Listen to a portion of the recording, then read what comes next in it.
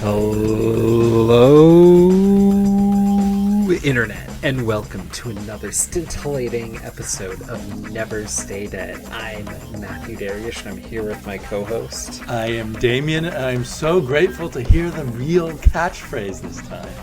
I don't even remember what I said last time. Zing, zang, zoom, or something like that. Right.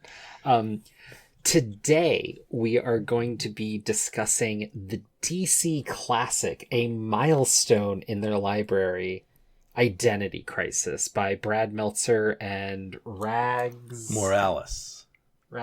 Every time I read so much around this book, and they just referred to him as Rags continuously. It's quite a name, Rags. I wonder if it's short for something. It might be more common in Puerto Rico. I don't know. Yeah. So, before we begin, though, we'd like to remind you to leave a comment, like us on YouTube, subscribe to Sleepy on YouTube. Or more importantly, comments or a rating on iTunes, because we need more ratings on iTunes so that more people will discover us there, so that it will be worth our while to do a podcast. Even if you're listening to us on YouTube, if you can, go over to iTunes and leave us a rating. That would be great. Or you could go above and beyond, like one of our followers, 64-page special, who clipped out a bit of one of our past podcasts and added some commentary and did a whole thing with it. That was something else. Or that was amazing. I want to thank him also myself. 64-page special, has his own YouTube channel. It's a great YouTube channel. I'd be happy if that's all he did, his own things, but he did this incredible slideshow to go with part of our last podcast. Or was it the podcast before the last? It was the podcast before the last, when we were talking about Alan Moore and Grant Morrison and the like. And on top of that, he is one of the greatest commenters on my channel. He always comments on the blog, on this podcast too. And so really greatly appreciated, Mr. 64. He's also one of the best tweeters and leaves us a bunch of great tweets and usually promotes the show really as well. And he's a very funny guy. He is. And he's beautiful in the face. And he has a mad man crush on Matt. I mean, that's just normal. Yes. You have to deal with that. It's one of the crosses you bear in life.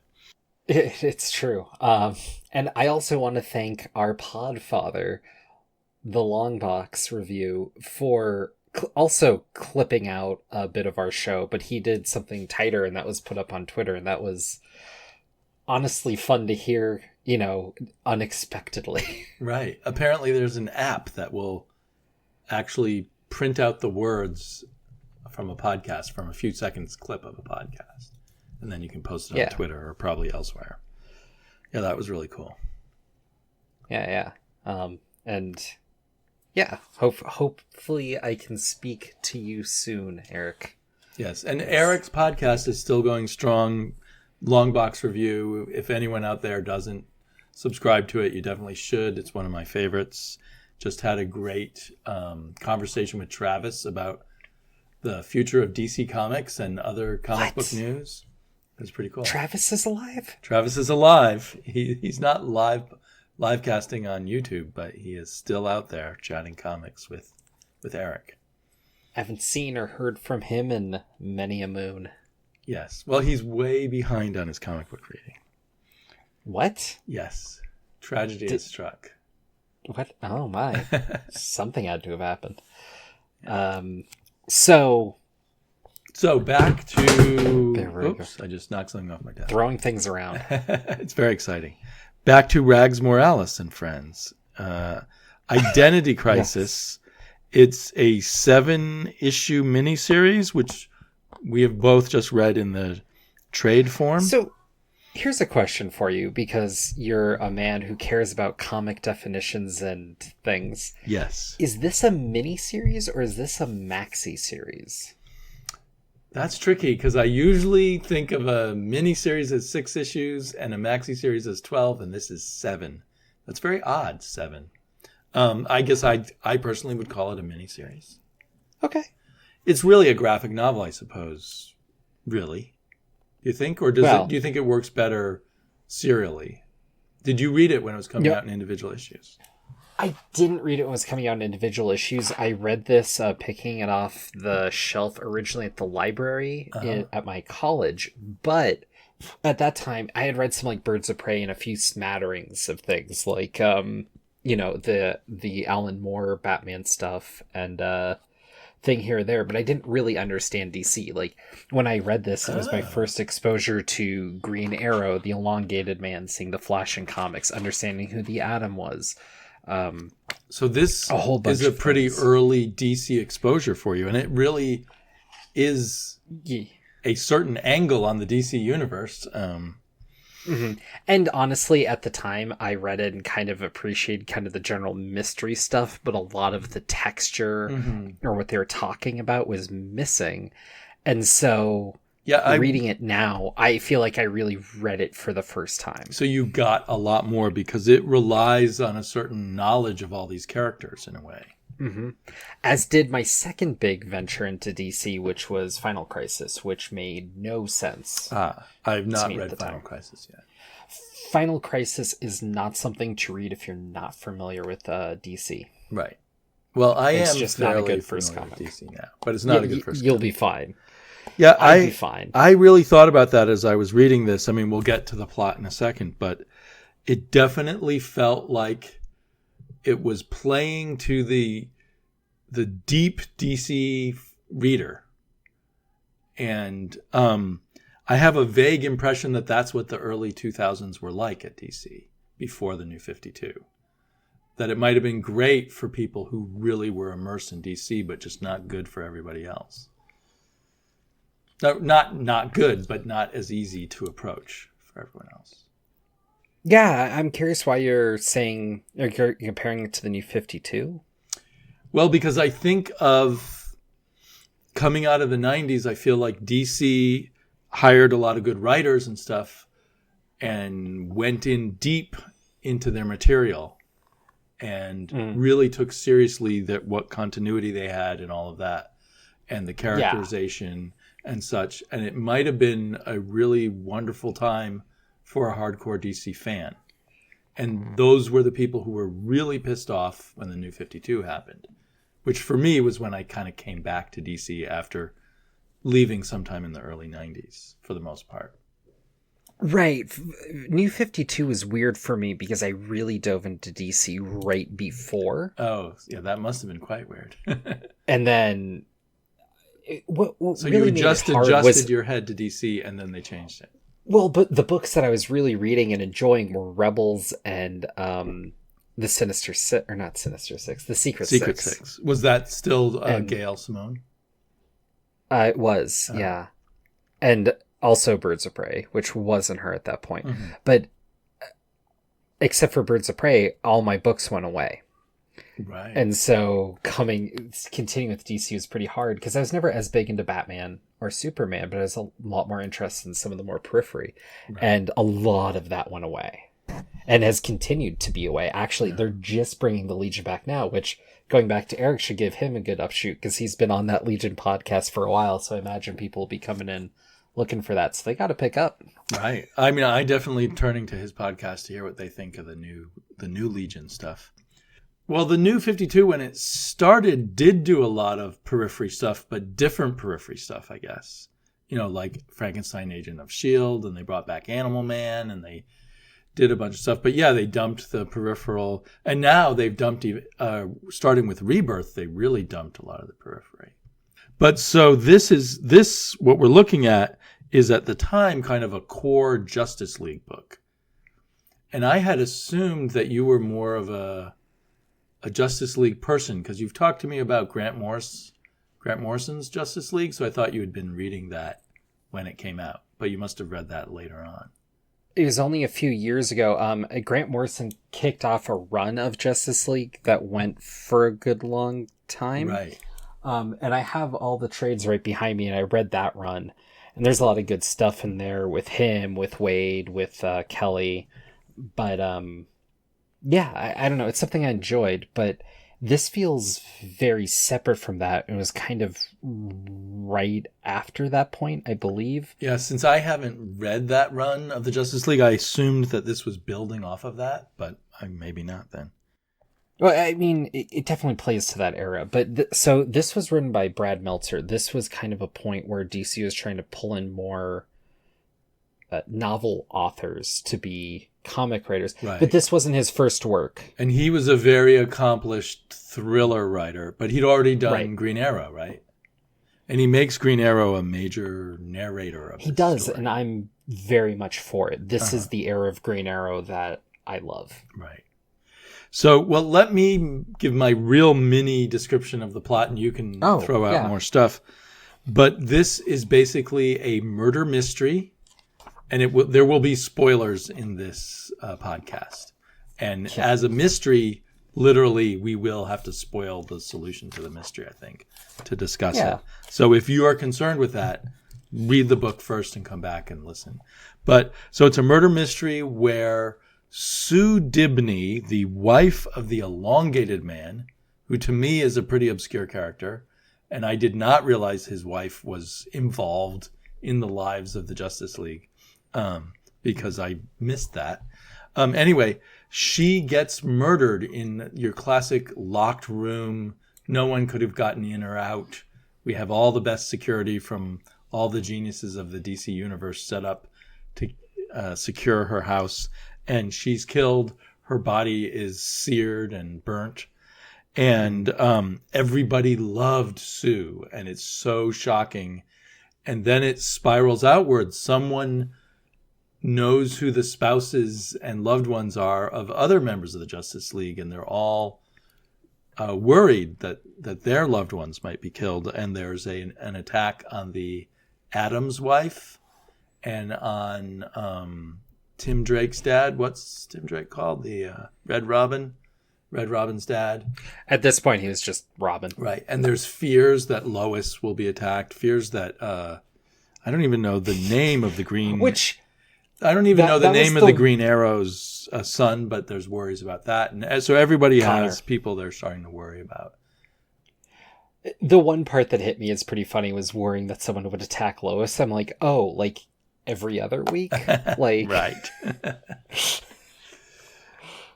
But and the feeling, part of the feeling of this book is that everything is a little more real. Like another thing that gets revealed in the first issue or the second issue is that Sue Dibney was raped by a supervillain. Mm-hmm. And that's kind of, I mean, if you take supervillains seriously, yes, they would do things like that. But that's kind of the details that we usually don't get in comics. And then they use their superpowers to kind of mentally neuter the supervillain, Dr. Light, who has raped her. And that's the thing I always heard about this book, that it was about erasing people's memories and stuff. Mm-hmm. And I thought that was central to the mystery, but the actual solution to the mystery doesn't really have anything to do with that. It's more like one of these stories where while you're trying to solve the mystery, you uncover other secrets that people have been trying to hide, which is cool. Mm-hmm. And kind of a classic thing from kind of sophisticated mysteries you might read in books, but not that you usually see in comics, I don't think. Was there any more you wanted to say for your general wrap-up? Well, I'm kind of avoiding the spoiler, but should I go ahead and say who they find out did it in the end? I guess we could save it for a little later in the podcast, at least. So if I hadn't already scared you away with our spoiler thing, we'll wait a little longer before we get into that. Or we're just teasing you if you want to find out. Well, I think that keeps a little fun going. You can scrub ahead and not listen to it. So one thing that's funny is this book is constantly doing things that I feel like if it was another creative team doing it would bug the crap out of me. But there's something earnest and interesting in this book and the way it handles things. So... yeah, and that may have bothered me, but give me some examples or an example. Yeah, I wanted to go through it a bit. So the introduction to my collection is by Joss Whedon, and I have this 10th anniversary edition. It's a very beautiful print. I read a lot of extra material around this collection. I was lucky. At some bookstore, Second Charles we have near us, it was like $4 or something. Mm-hmm. So it was very... don't know, it's a beautiful collection. You got the hardback for $4? Yeah. Whoa. And considering how much I enjoyed this read, definitely worth it. So Joss Whedon, you've heard of him. Yes. He did Dollhouse. And some lesser known things like right. the Avengers, first 2 Avengers movies, and Buffy that really good Roseanne episode. Yes. Yeah. And Dr. Horrible's musical sing-along thing. That's his most famous. Yeah, I think it actually is. So he talks around this book a bit, but he talks about what Brad brings to this book is a humanity in these heroes that we don't normally see. And at first I was kind of like, yeah, that sounds like some forward fluff that you normally get, like, oh, they found some hidden rock or whatever. But the first issue is really just the elongated man talking to this one. Honestly, I don't know who this woman is. Firebird. I think I may have seen her briefly on the Justice League Unlimited cartoon, but other than that, I had the hero click of her, but that's it. What were hero clicks? I got some, but I never knew what to do with them. It's a miniatures game. It has some really obscure rules that actually holds it back from being fun, where me and some my friends modded the game to be more fun with a little bit of thought. Neither here nor there. One of the best competitive players lives in my town, is someone I know, actually. So while he's talking to her, sorry, I just have to interrupt. I'm looking at the page. Oh. What's the page number? Page 14 in my version. I don't get page numbers. It's he's talking to Firebird on the roof, and then they flash back to his first kisses with Sue Dibney, and he's got his elastic arms wrapped around her. It's a very awkward and creepy looking kiss, but yes, they are sort of showing they're delving deep into the human side of marriage and stuff. Well, and the part that really sold me, that made this not so sappy but kind of more interesting to me, is he kind of flashed back to, some back when they were coming up in his costume. He just has like a dime store domino mask as his thing and some onesie. And he's talking about how when he was kind of chatting her up, it wasn't so much that she was willing to talk to him because he was Elastic Man or anything, but she was talking to him. But also, when the Flash came, she's about the only person in the room that still had eyes for him, even though the Flash had come in, this big top tier superhero at the height of his popularity. And there's something about that just hit me right. That hit me wrong. I mean, okay. Here we go. To me, it was this is kind of my core problem with the book, maybe, is all of the characterization is too, I don't want to say cute, but there's something about it that I personally can't. There's different ways to do, quote, realism, and this type of realism feels like a fake realism to me. I don't know. Just I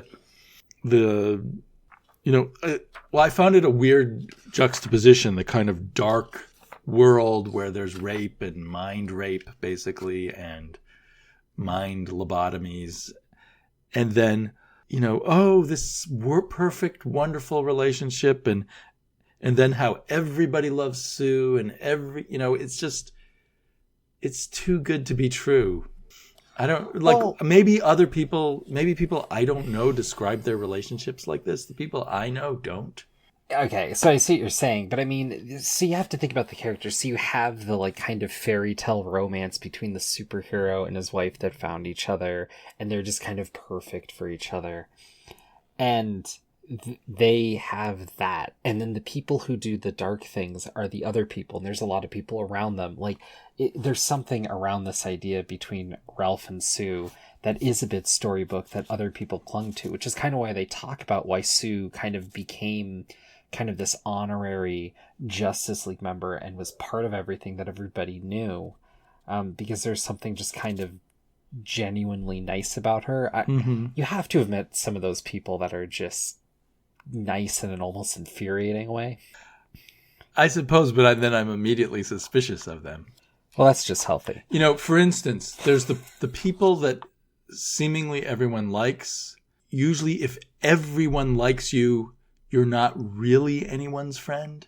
You know what I mean? If you have too many friends. Yeah. I don't know. I don't mean to. it just rubbed me the wrong way, a number of the characterizations were presented.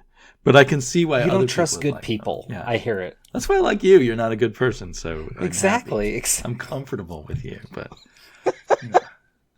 I have no idea why I like Eric from Longbox Review. I mean, he's just too nice. Well, and what they do to play up the drama here is it's Elongated Man's birthday. But not his birthday. She's surprising him by giving him a birthday party on a day that's not.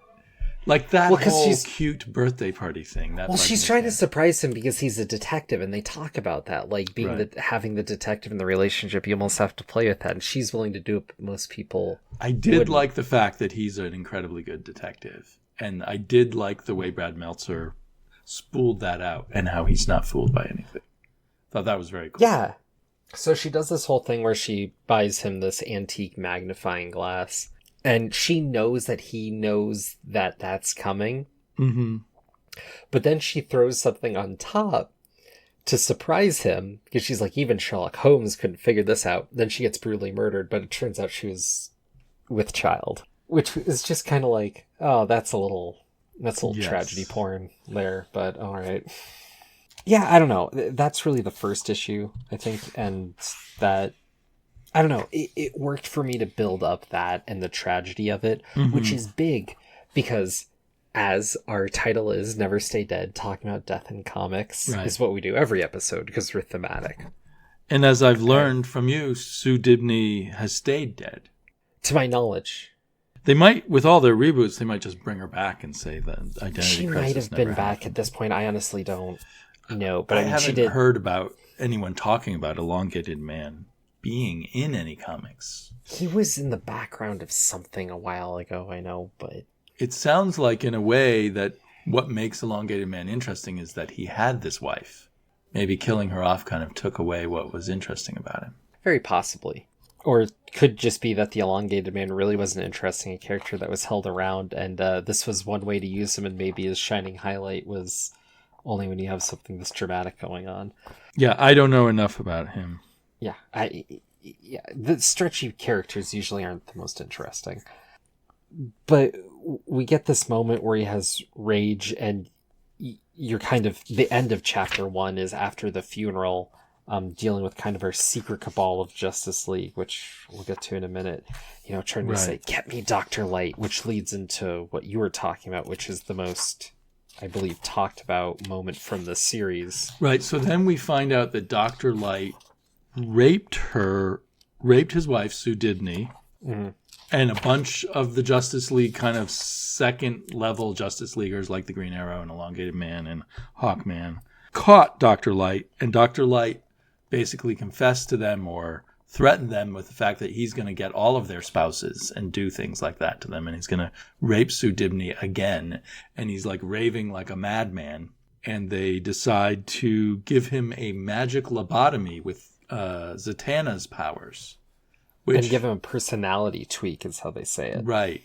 They don't, it's inexact, and so he becomes kind of, or at least they claim, they have someone, I guess Wally West, who used to be in the Teen Titans, who used to fight Dr. Light a lot, saying, oh, that's why Dr. Light was always such a dummy. Which I don't recall him being a dummy, but it's been a long time. Anyway. Well, I mean, I think it was just one of those periods of time thing where you had characters that were written a little more ferociously, and then kind of the code kicked in, and you had to deal with that, and maybe coordinating around that. I don't know about the exact timing of all that, but I definitely know there's a lot of that in DC where you had characters who shifted over the years, and you normally wouldn't try to explain it away, but this book is taking a stab at it in an interesting way. Right. So anyway, their solution is to give him this magical lobotomy, and I'm skipping ahead, but later we find out that Batman caught them in the middle of doing it. So then they gave Batman a magical memory wipe. But anyway, so they all think that Dr. Light remembered that the magical lobotomy came undone, and that he's the one who's killed Sue Dibney. And I presume they think that, along with this knowledge of that they gave him this memory wipe because her body was burnt. And I presume Dr. Light has the power to do that. Well, I think they initially, so in the first chapter when they're at the funeral, all these heroes go after fire-based supervillains because of the burn idea. Right. Turns out none of that's right. So these Justice Leaguers know about this thing that happened, presume it was Dr. Light because of what had happened. We find out that isn't the case, and in the process of pursuing him, they actually do remind him, which has consequences later in the DC universe. But not in this book. Yeah, I think mostly consequences for the Green Arrow side of things. That was odd to me. I mean, so we've unleashed a mad, vicious, sadistic rapist again, if he ever was like that other than in this book. Very Alan Moore-esque. Right, I guess, yes. And I suppose, this is, ever since Frank Miller and Alan Moore, people have been doing lots and different takes on how to make superheroes more realistic, right? In the gritty way. And this is another way, which hadn't been done before. It doesn't feel exactly like Alan Moore, even though it's in that tradition of making them grittier and more human. In fact, before they capture before they go off to get Dr. Light and he's hired Deathstroke, and Deathstroke nearly takes them all out. And finally they gouge Deathstroke in the eye and dogpile him. And then dogpile on him. Like it looks almost like something out of some kind of comedy movie of a violent slapstick comedy. Mm. It brings these superheroes down to a pretty low level of fighting in a way. And it brought Deathstroke up to a very high level. I guess he is the Batman of the villain universe. I thought it was interesting because it's one of, I think, 2 fight scenes we get through this entire miniseries, really. And it's played to be more clever than about fisticuffs, except at the very end. Right. And I really like that idea of him, preparing for this fight and really going for it. It just made it a smart read that was a little more fun. And that's something else that I was thinking is like, most superhero comics couldn't get away with having this little action throughout. But this book is so much better for it, and the moments of action we get feel so much more interesting. And I'm kind of wondering if more books kind of took that approach, if we wouldn't get more thoughtful books. I had very mixed feelings, though, about that fight scene. I mean, it was clever, and it made Deathstroke seem really cool, but it made our heroes seem like fools. Well, and so it did bring, I don't know, it reminded me of movies that show, like, was it called Men of Mystery or Mystery Men? I know that was based on a comic, which I never read the comic, but I saw the movie. By the Flaming Carrot guy? Yeah, with Ben Stiller in it as the guy whose power was that he gets really angry. And it just seemed like all of these people were just ineffectual. Well, okay, that's very... So this is playing it up to the idea of them barely making it out of this fight and getting through it, because they're B-listers taking on this A-list villain, is I think the idea. I guess, but, is Hawkman and Zatanna really that bad at fighting that they have no plan or way to get around? And Kyle Rayner... He gets his fingers broken, and he can't use his willpower because his fingers are broken. This is very early Kyle Rayner, so he's still a rookie. And and so they made this big point of like Deathstroke's trying something with Kyle that I think once Jeff Johns revitalized the Green Lantern mythos, this wouldn't be the case. But here he gets taken out in a way that I just thought it was fascinating, because it's always interesting to see how these kind of more mortal villains are going to tackle the Green Lantern, who is something breaking his will for a moment is interesting. And it was a cool fight, but it did to me bring these heroes way down to a much more quote human level. Real life fights aren't very fun or very pretty. That's what makes them interesting. And sometimes the person wins by cheating or I recall a fight I had actually in 7th grade in which I felt I had won the fight, but the guy I was fighting stuck his finger in my nose and my nose started bleeding. And he said, "Well, I won because you have a nosebleed." It almost felt on that level. Here you go. And then I didn't, so there's a lot of clever stuff here, but what I didn't think, like, after all these revelations of Dr. Light, and he now has his memory back, and then there's no results of that. Mm-hmm. They defeat Deathstroke, but they don't even show defeating Dr. Light. I guess Dr. Light gets away? I don't know. It just seems that's totally dropped. And that was so built up. If Dr. Light has his memory back. Mm-hmm. Well, he runs off during the fight. I guess he's standing right there staring at them, though, as they tackle Deathstroke. Yeah. Where that's when his memory comes back, right? Right. Well, it's in the movement. So we have this big movement between Ollie and Wally. Where... Ollie and Wally. Right. Yeah, no. Dr. Light's just gone after he remembers.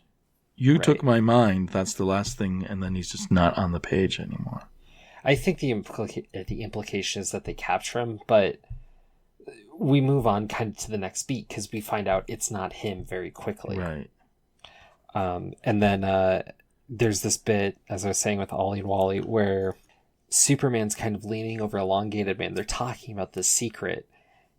And Ollie's pointing, like, people hear what they want to hear. People know what they want to know. And you see Superman, within earshot and ignoring it, basically. There's an implication there that's really interesting. The implication is Superman knows about all this stuff they've done and is just staying out of it and not. Because he gets it. Does he get it? I don't know. They all get it. That's the implication by the end of the book, is everyone in the Justice League knows or suspects one way or another, but they don't want to push it, because what this book is getting to is in order for them to maintain their secret identities, the masks are there, but in order for them to really maintain it, they have to do some things that push what would be some ethical boundaries in order to do that, but it's for the lives of those closest to them. And so no one's really willing to push against it because... And that deconstructs the one part of the superhero fantasy, which is they can get away with being totally good guys and not having these dire consequences, like their wives being raped and killed. So instead it's saying, no, they have to actually do morally questionable things to protect their identities. I feel like what you're saying makes sense, but as I was reading it, I was like, I felt like Superman and then later Batman, it was implied Batman must have, with his detective abilities, figured out what's been done to him and isn't doing anything about it either. And I just found it strange that Superman and Batman, but particularly Batman, because what would Batman feel like that people have messed with his memory? I mean, he wouldn't like it, but he's also messed with other people. At this point, I mean, we're close to him having the OMAC thing going on. This is around the time he had the Justice League dossiers going on. Mm-hmm. Like, Batman's really not that great. And this is the area where we really kind of start to poo-poo the Batman mythos while also building him up to this godlike figure. So maybe part of what the New 52 did was kind of bring these heroes back into a more idealized situation. I feel like this book was kind of a standout, and that was kind of just in every book, and this book kind of stood apart, but is still technically part of the ongoing story. While some of the characterizations is too cutesy for me, and too just so, which is kind of... to me, an odd juxtaposition with we're people who have to make morally shady decisions, but everything about my marriage is perfect, and I say cute things with my friends and that kind of stuff. But anyway, that was a digression. My real point is, so that was my objection, but what I admire about it is it's a masterfully unfolded mystery thriller. That's a procedural kind of thriller.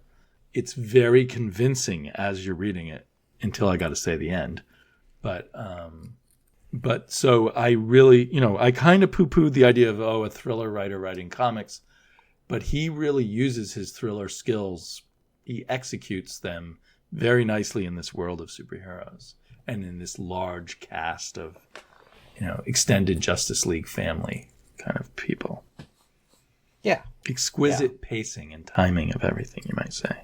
And then I feel the next big movement is one that actually ends up, being a defining the entire book, which is where Jean Loring is being hung up by a noose. And she is the ex-wife of the Adam, whose name I always forget. Anyway, they used to be married. He's this super scientist, and she eventually divorced him because he, according to earlier in the book anyway, she divorces him because he's always so unemotionally involved in his science and not paying attention to her. Right. And there's several references to the fact that she took half of his patents and all half of his work, basically, were rights to half of his work. Yeah, well, I mean, this is around kind of that late 90s period where the whole divorce idea was, I don't know, relatively a big thing. And right. But it was at first the angle was kind of, he was a bad husband, so she took him, through the ringer. And maybe Brad Meltzer lives in California where it's, 50-50 particularly when you're bad. divorced. Yeah. So, and this is something that happens throughout the book, and we'll get to it more when there's the chapter with Wonder Woman. But as much as I like the book, there is some straight sexist stuff in here that just, like, if you could pull out, like, 5 panels, the book would be better for it. Well, the final solution you could interpret as being based on kind of a whole entire sexist. I know what you mean. It might or might not. I mean, you could interpret it that way. You could, but I'm talking about the stuff where, like, some guy's talking about staring at Wonder Woman, and it's like, well, you want to go so many inches lower, implying her vagina, but that's where she's holding the lasso. Like, no, that could go. That was odd. I think he just meant stop staring at her boobs and worry about the lasso. But yes, her lasso was actually a few inches over from her crotch, so that was an odd moment. But I don't think it was intentional, did you? I guess you did. Oh, of course that was intentional. That was the entire point. Without that implication, it makes no sense. And then there's a bit in that first chapter that I did like where a long-haired man's talking to Firebird, and he's like, Longbane's like, well, I don't want to be sexist, but, like, only women ask me about my marriage or something. Right. It's like, why are you bringing... I don't know. Yeah, that seemed a very unnecessary thing. Just because Batman doesn't ask you about your relationship doesn't mean all men wouldn't ask you about your relationship. Right, because Batman's a sociopath. So it is kind of a cliche that only women are interested in hearing about, how did you first meet and that kind of thing. Right. So there's this moment with the Atom and breaking his ex-wife free from the noose and the rope that honestly, to me, for what I know of the Atom, this feels like his Spider-Man lifting the rubble moment. Like, this is actually a really interesting use of his power in a way that is just pure determination of will. Like, I think this is a really great moment. This is a standout moment for the character. But so he shrinks himself down and then he zooms into the rope that she's been hung with over the door and goes inside the rope and then expands himself to break the rope. Couldn't he just go to normal size and get the rope off her neck? It wouldn't be as fast. Because he's already in motion, and so he's dealing with it as soon as possible because you only have moments, because she's already basically hung, and so, like, it would have to be moments before the neck snaps, so he's, like, on it. I don't know, I mean, how you break it down or whatever. It's not, it's being picky. I think because this is a mystery that seems so tight, I start noticing the parts where I'm like, well... Was that just comic book flair, I guess? I mean, I see what you're saying, but at the same time, like, I don't know.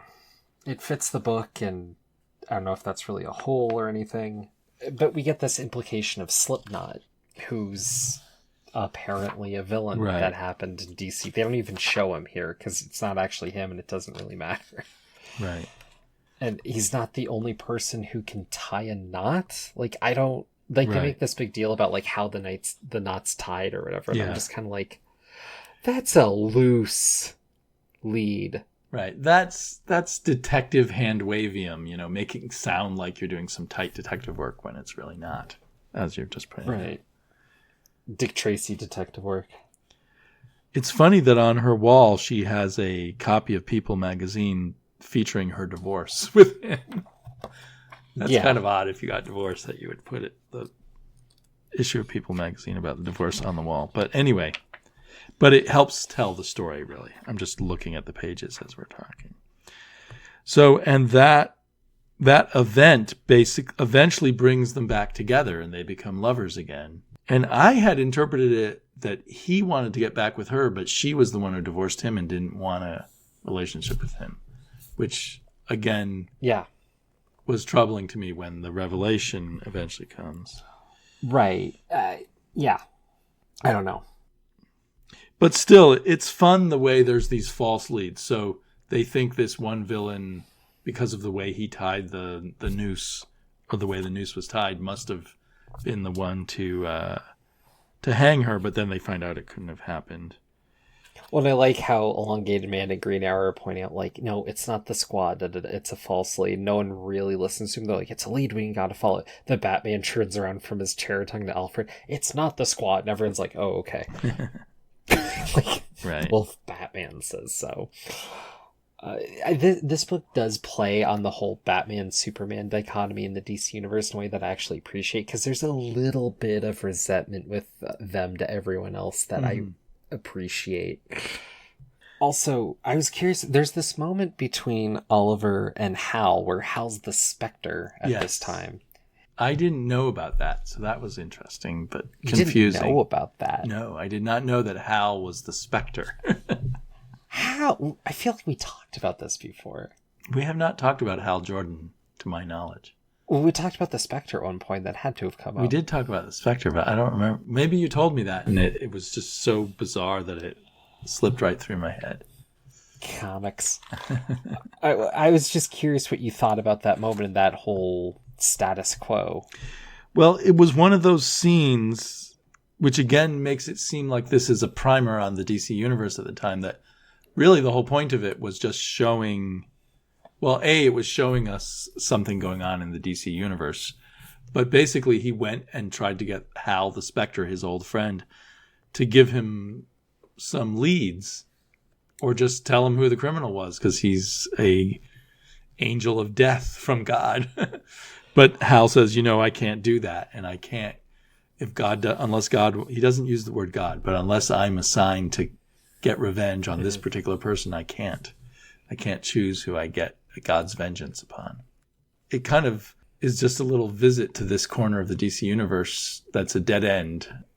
Maybe it makes it look like we're searching out different clues and trying everything. Well, I was kind of curious about your opinion on the whole, like, God doesn't care about this brutal murder mystery angle, which is a weird thing to throw in the middle. Like, which murders does God like vengeance upon? Yeah. Certainly not on, brutal rape murders. Those he lets slip by. I mean, if you really think about it, the whole idea that there's this vengeance of God that just gets vengeance occasionally is kind of a weird thing anyway. So you can't think too deeply about the Spectre, I suppose. Well, so another thing is we spend a lot of time with what looks like some club of assassins who are supervillain assassins. It includes Deathstroke, but it also, kind of on the periphery, includes Boomerang. And then we got a long riff on Boomerang and his long-lost son. Before that, I was kind of curious because you brought up the action sequence before where the heroes get whooped. They run into Deadshot Merlin.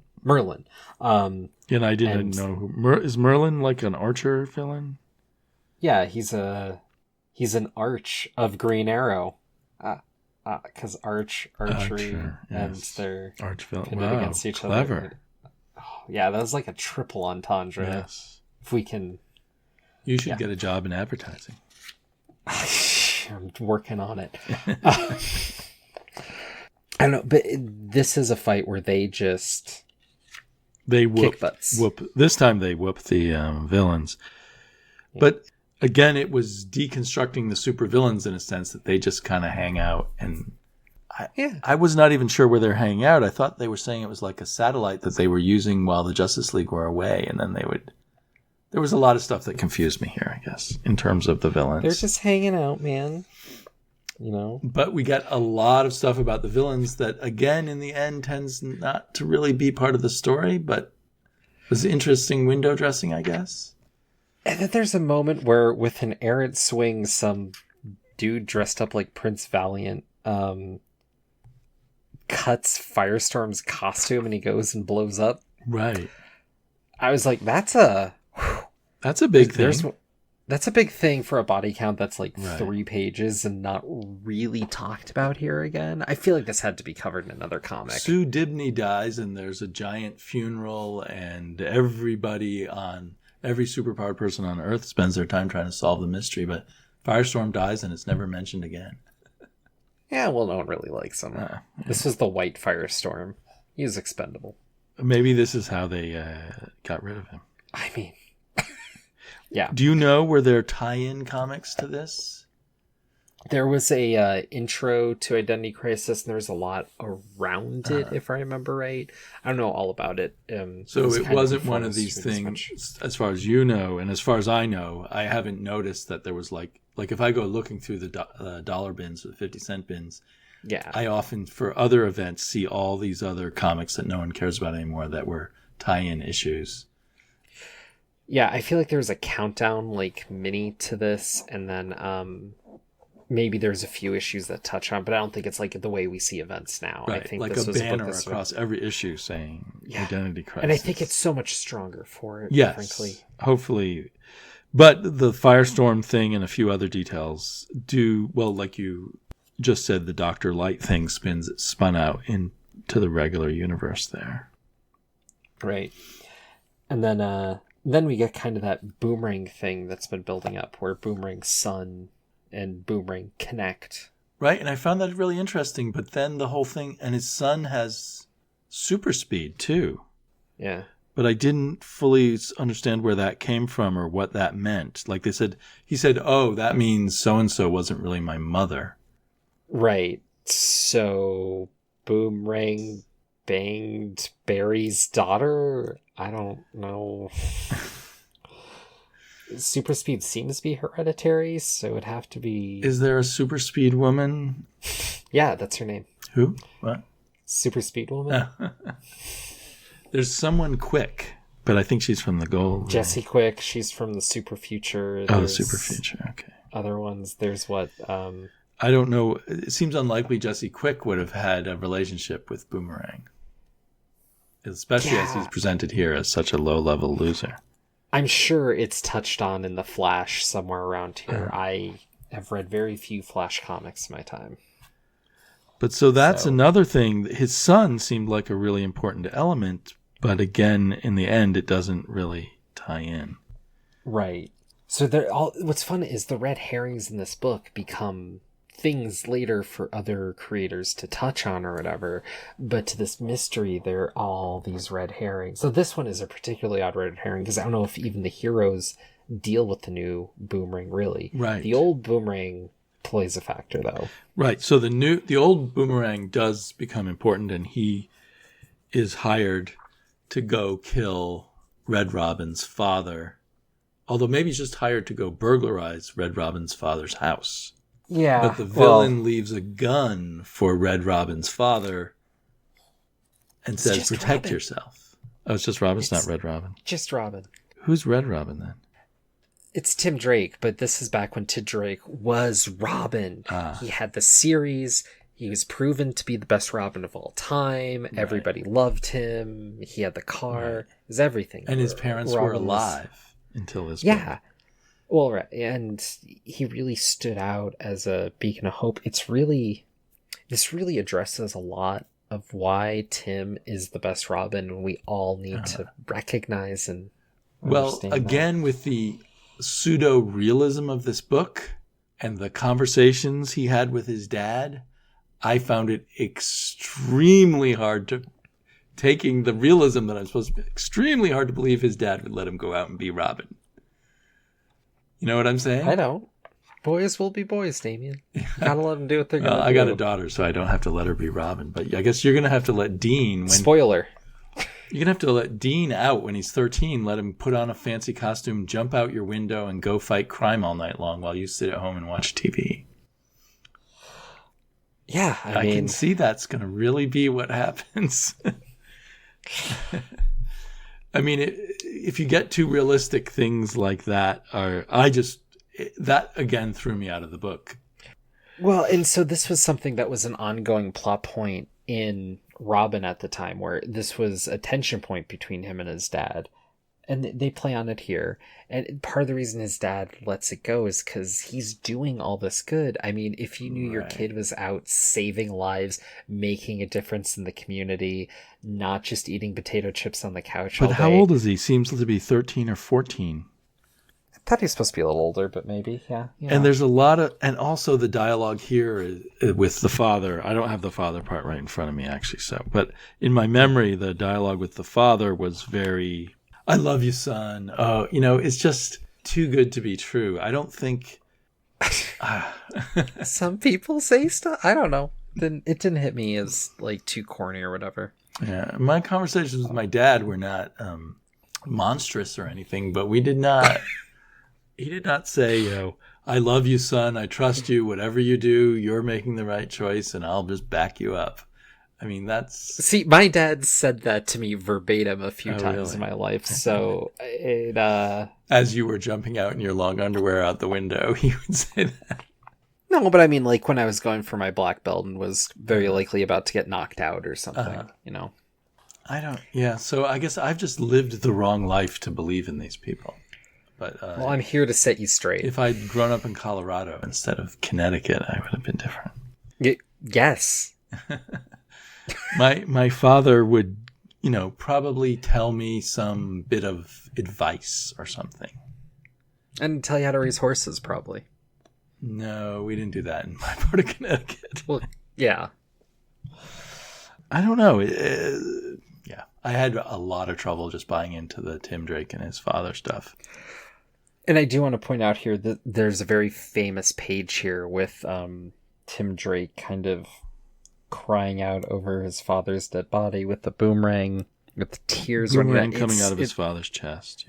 Yeah, I've seen that page a lot. It's a pretty famous one. It is pretty powerful. And interestingly, this is one that Rags did differently than what Brad Meltzer explicitly detailed in the script.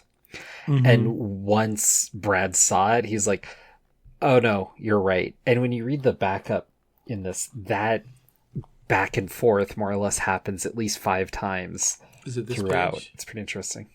I'm trying to make out your... Yeah, it's on my iPad, so it's hard to see. No, it's after. Oh, okay. It's after that. Oh, is it where Batman's hugging him? Yeah, it's like over his father's dead body. Yeah. It's not like a splash page. It is a splash page. It is a splash, or it's a full page drawing. Yes, it's a splash page. That's a cool drawing of Batman on that page, but I had trouble with all of that.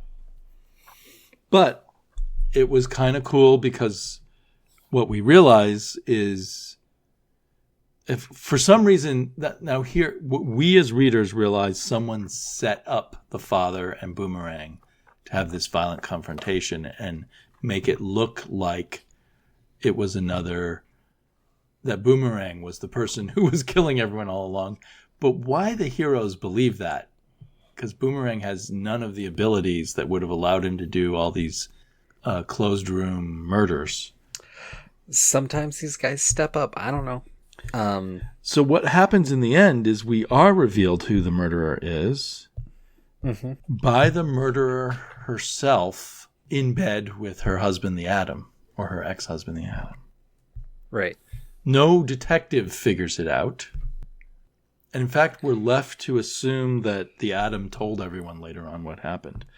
But the Atom just bundles her up and takes her off to Arkham Asylum, just like that. Well, it's implied that he punches her out first. Okay. But that, again, broke... The problem when you try to make things too real is then I want a lot of reality.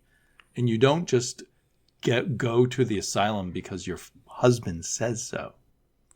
Well, no, but he was able to... You'd have to have a judge put someone in a place like that. Well, first of all, we're dealing with the DC Universe's justice and penal system, which is not ours. Their penis system? Penal? No, sorry. Yeah. I'm just being a bad boy. Wow. I mean, I know I'm working on a 14-year maturity level, but you don't have to drop to 12. So, but I mean, if someone confesses mass murders, throwing them somewhere, I don't think there's any story. After all the build-up, it's just like he knocks her out, wraps her in a blanket, and gives her over to this guy with the weird haircut. It's a bowl cut. A bowl cut. Which is what Mysterio and Dr. Octopus had. Yeah. I mean, it wrapped up weirdly, I thought. And she, for this, quote, supervillain who could come up with all these different ways of killing people and fooling people, then just confesses to him and is easily taken out by him with absolutely no struggle at all. Well, but no, not quite. So she didn't actually do any of the stuff. She was the quote unquote mastermind. No, she went inside Dibney's brain and gave her a brain hemorrhage of some kind. Right. And she did, yeah, but I mean, she was working with the calculator to hire Deathstroke. She was and had the calculator hire Boomerang, where she did purposely hire Boomerang to be someone low rent, thinking that he wouldn't be able to kill the father, like thinking that it just put a scare in it. And she faked her own seeming almost death, the hanging. Right. But by what she says, she wasn't intending to kill anyone, didn't particularly care that she did, but she was just trying to put a scare in the community so that her husband would come back to her, which solves something that they pulled throughout the entire book, which Batman couldn't figure out, which was who stands to gain? What's the motivation? Right. But since most of the book was narrated by Green Arrow, it wasn't focused on that who stands to gain thing. But the other thing is, she was just not set up as someone who missed her husband. That is maybe the falling point of that, which has definitely been brought up a lot of times through people talking through this. That's how they keep us from figuring out that it could have been her, because we had no reason at all to suspect. True, though it would have been better to maybe set up where that change of heart happened a bit, because they could have leaned closer to that to show that she cared and was interested, but then we wouldn't necessarily suspect, because that's a huge leap to make.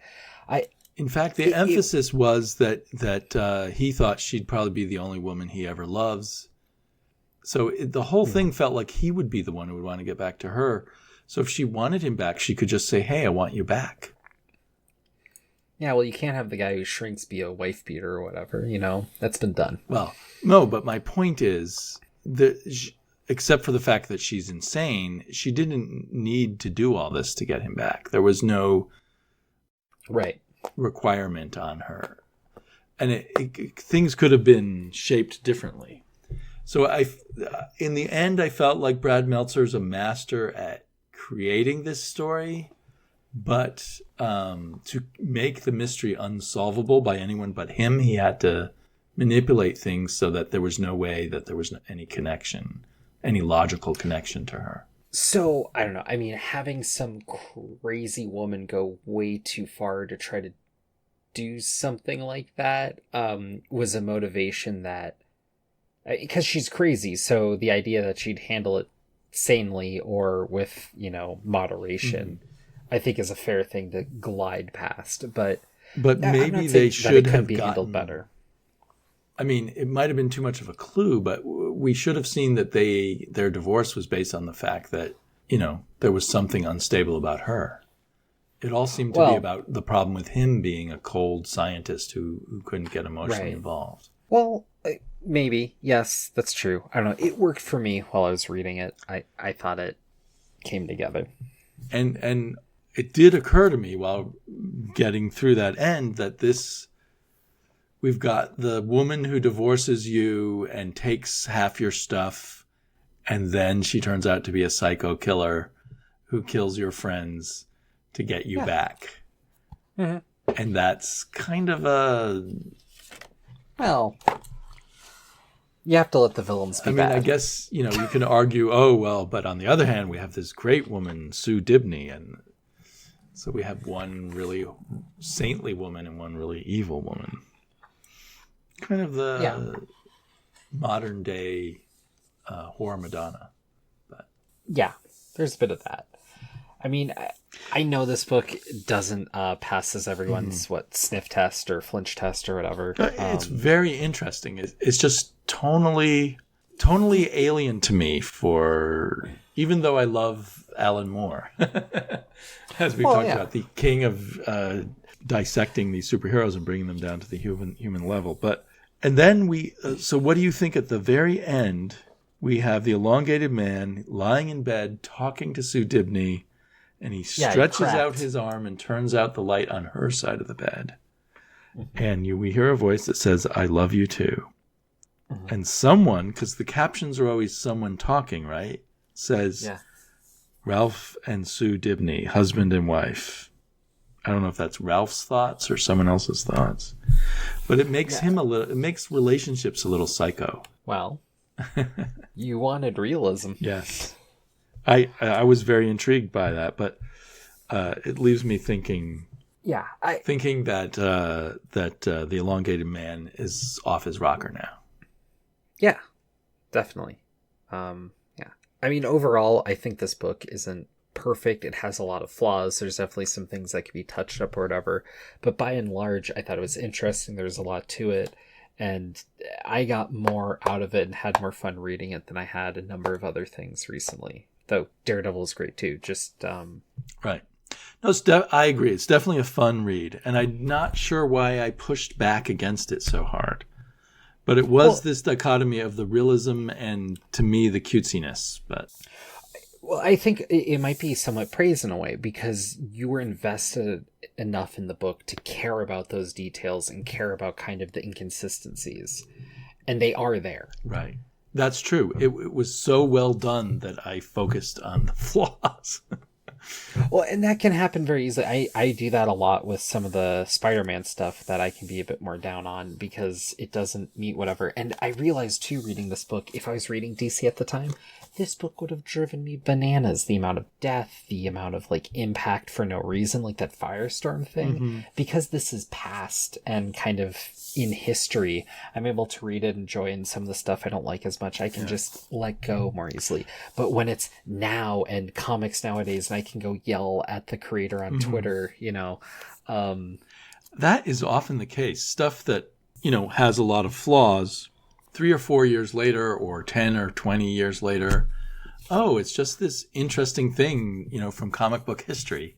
But when it's the issues coming out right now, you get all enraged and like they're messing with things and they're screwing things up. So it's the funny psychology of it. It's much like I once, from the library, reread Avengers versus X-Men, or AVX, as it was called. Oh, which, was reviled when it was coming out. And I read a few issues when it was coming out and gave up on it. But when I read the trade, 6 years later, fun little romp from Marvel history. Yeah, there's a couple things there that actually did have impacts that I didn't like that are still affecting particular Cyclops to this day. I don't like the way that was handled, because it felt like the people who are talking about the impacts didn't read that book fully. Yeah. But, yeah. Yeah, so when I read it out of the library, I just read it by itself without thinking about its relationship to past and future X-Men and Avengers tales. It definitely, I think, messed up the Marvel universe, both the Avengers and the X-Men, for quite a while. And as you say, still may be having impact. And I don't, so the impacts of this are mostly erased because of New 52, I think. Although Rebirth supposedly says everything still happened, but I don't think I don't think in current DC Comics we have this particular brand of realism around at all. Well, we also don't have this better status quo going. I liked the kind of retrofitted DC that was happening in this era, where the JSA predated the League, and informed a lot of that. And you had the Teen Titans working in conjunction but separately, and you had these fringe heroes, and there's kind of more of a network, and the way Black Canary was being handled then versus now, and a number of other characters. You had Oracle around, and there was enough cast where you could pull an elongated man and have some lineage, but also not have to deal with him every month. And DC just felt so much bigger and grander and brighter, even with a book like this. And now it just feels so much smaller and drabber and just like really commercialized. Okay. I can see commercialized, but I feel like it's kind of grander than it is in this, where everything's kind of grubby, really. I can see where I don't know. I feel like reaching down to the heroes, like having them have these satellites and have kind of this celebrity status and all that makes it feel, with it being something you can reach to and have those details to pour into, it feels more than like the way we do Tom King's Batman. Maybe it's more fleshed out than what they have definitely. Right now.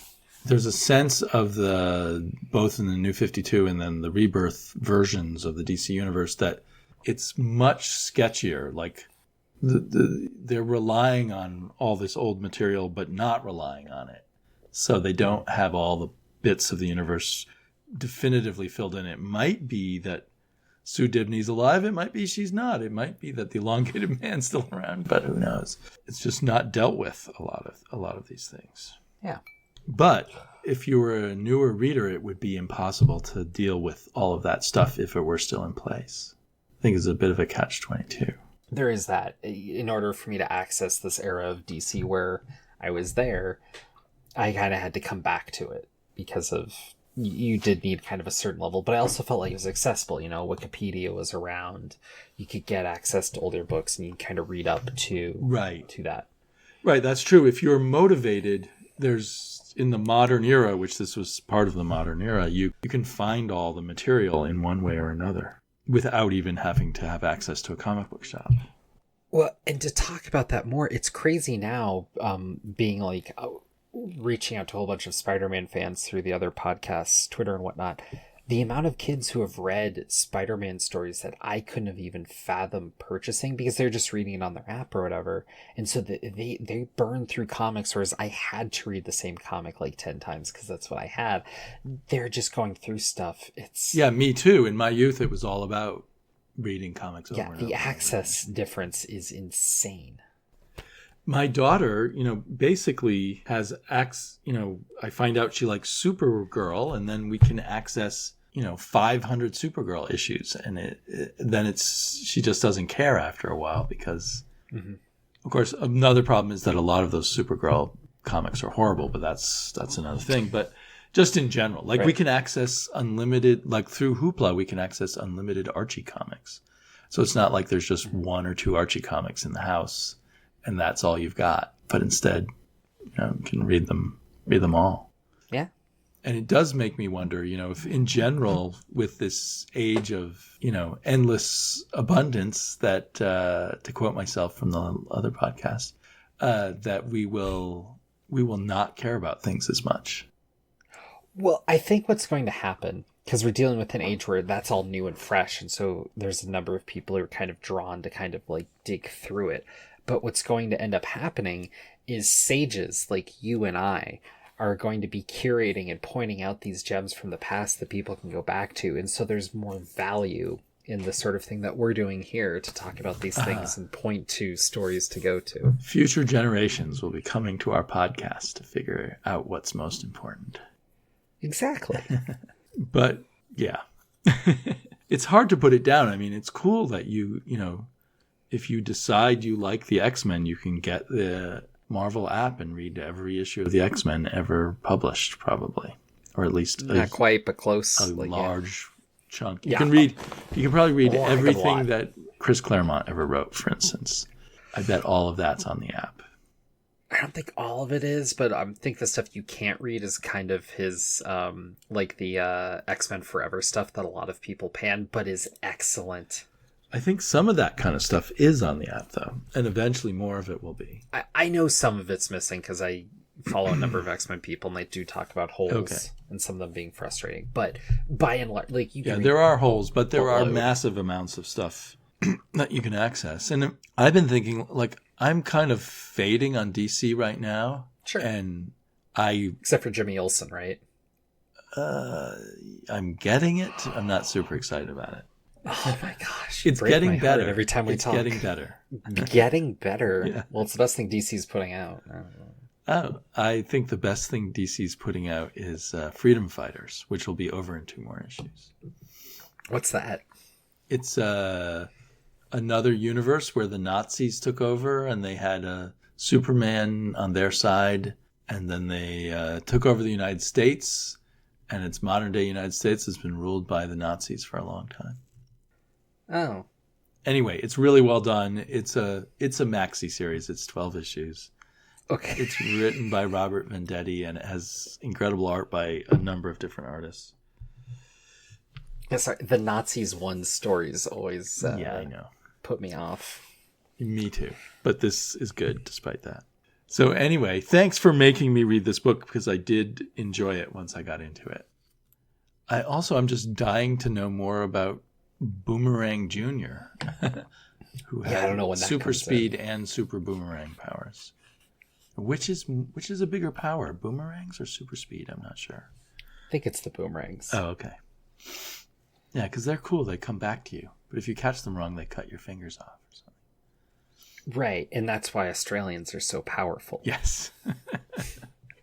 That and kangaroos. In Marvel Comics, anyway. And platypuses. I want a pet platypus, but I'm not allowed to have one. It's a tragedy. Perhaps someday, if you're good to your wife, she'll let you have one. Maybe. She's probably the perfect wife, right? I thought so. Okay, well, I'm going to go kill myself now, but I'll be back in the next episode. Darkest twist.